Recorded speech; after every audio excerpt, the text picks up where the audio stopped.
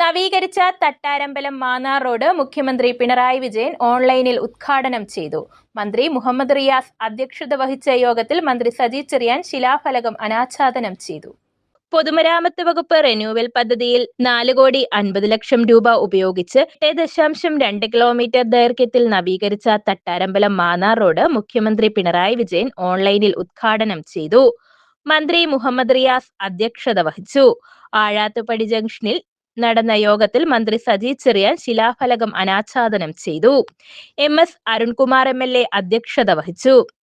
ജില്ലാ panchayat president A Mahendran, block panchayat president K Madhusudanan, Mannar panchayat president BK Prasad, ജില്ലാ പഞ്ചായത്ത് അംഗം ബിനി ജെയിൻ, ബ്ലോക്ക് പഞ്ചായത്ത് അംഗങ്ങളായ R Sanjeevan, K Vinu, Mannar panchayat vice president PA Latha, PWD executive engineer Rijo Thomas Mathew, CPM area secretary PN Selvarajan, G Harikumar, EN Narayanan, Thomas Kutty Kadavil, Gokulam Gopalakrishnan, KA ഷാനജ തുടങ്ങിയവർ പ്രസംഗിച്ചു.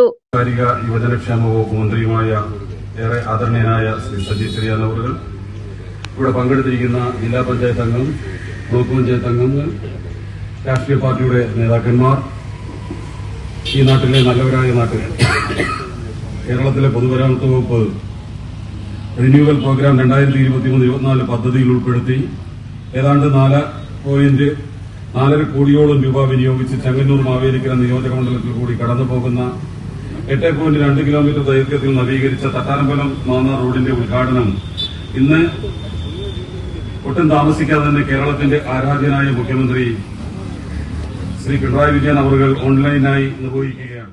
News bureau, Mannar.